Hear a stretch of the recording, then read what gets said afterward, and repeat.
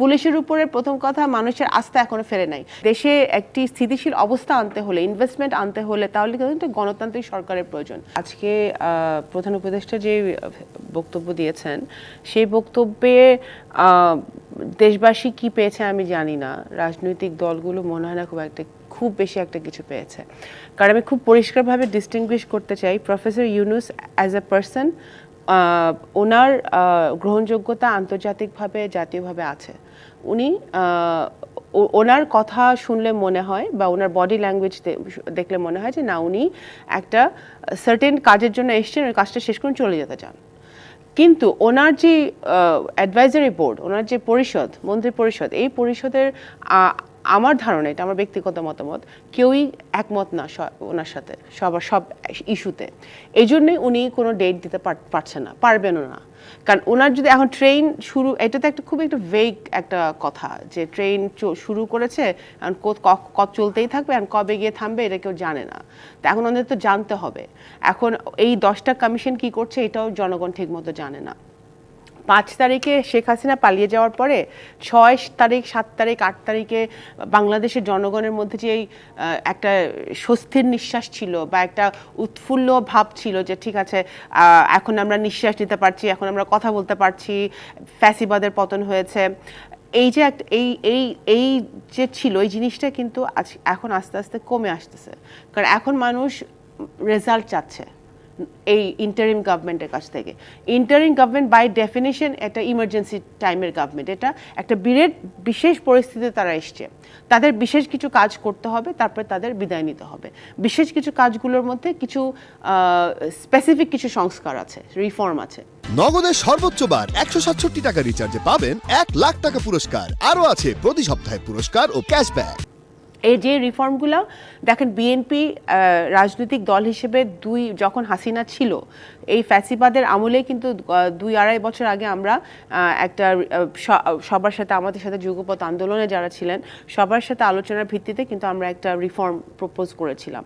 সেটাই 27 দফা ছিল। হ্যাঁ, ওইটা এখন আবার 31 দফা হয়ে আমরা দেখেন 2-3 দিন আগে আবার সেটা করলাম, যেটা অনেক কিছুই যে ছাত্র জনতা যা চাচ্ছে, জনগণ যা চাচ্ছে, বাংলাদেশের জনগণের অলমোস্ট অনেকটাই যা অভিপ্রায় এখানে ফুলফিল হয়।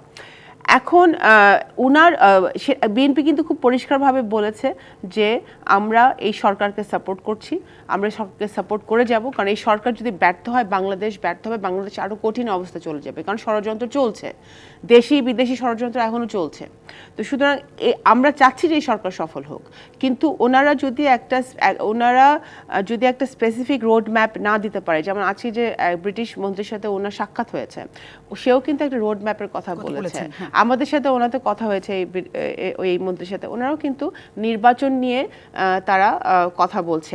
বিভিন্ন দেশের যারা বিভিন্ন আমাদের বাংলাদেশের সাথে যেসব আমাদের স্টেক হোল্ডাররা আছে, বিদেশিরা যারা কাজ করে, ইনভেস্ট করে বা ইনভেস্ট করবে, তারা কিন্তু এখন সব সাইডলাইনে ওয়েট করছে, অপেক্ষা করছে যে কখন একটি গণতান্ত্রিক সরকার আসবে। কারণ এই সরকারের কিন্তু যেমন জনগণের একটা সাপোর্ট ছিল, কারণ সবাই হাসিনার বিদায় চেয়েছিল, এই জন্য জনগণের সাপোর্ট ছিল। কিন্তু এখন এই অর্থনীতিকে ঠিক করতে হলে, দেশে একটি স্থিতিশীল অবস্থা আনতে হলে, ইনভেস্টমেন্ট আনতে হলে তাহলে কিন্তু গণতান্ত্রিক সরকারের প্রয়োজন। তখন এই গণতান্ত্রিক প্রতিষ্ঠানগুলোকে ঠিক করা যাবে। ওনাদের নির্বাচন কমিশন ঠিক করার দরকার, ওনাদের কিছু জনপ্রশাসনের অ্যাডমিনিস্ট্রেশন ব্যুরোক্রেসির কিছু দিক ঠিক করার দরকার, এবং জুডিশিয়ারির কিছু বিচার বিভাগের কিছু জিনিস ঠিক করার দরকার একটি সুষ্ঠু নির্বাচন হওয়ার জন্য। এর বাইরে ওনাদের কিছু খুব একটা কিন্তু এখন করার দরকার নেই, করার অবস্থাও নাই। ওনারা যদি শিক্ষা, স্বাস্থ্য, এনার্জি, বিদ্যুৎ সব কিছুতে হাত দেয়, সব কিছু করা সম্ভব না। রোহিঙ্গা ইস্যুতে হাত দেয়, সব কিছু করা আমাদের সম্ভব না, এবং এটা ওনাদের ম্যান্ডেটও নাই। তো সুতরাং ওনাদের কাজটা যেটা, হ্যাঁ অফকোর্স আমরা ওনাদের প্রত্যেকটা কাজকে সাপোর্ট করি, বাট আমার কাছে মনে হয় একটা কমিউনিকেশন গ্যাপ আছে, একটা প্রচণ্ড নির্বাচন। কারণ ওনাদের, যেমন আমরা রাজনৈতিক দলের কর্মী, আমাদের সাথে জনগণের কথা হয়, ওনাদের সাথে কোন জনগণের কথা হয়, কার সাথে কথা বলে ওনারা?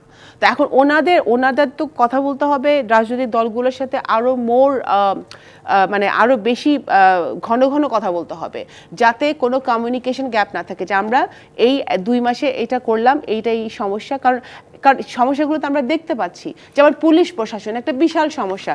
পুলিশের উপরে প্রথম কথা মানুষের আস্থা এখনো ফেরে নাই।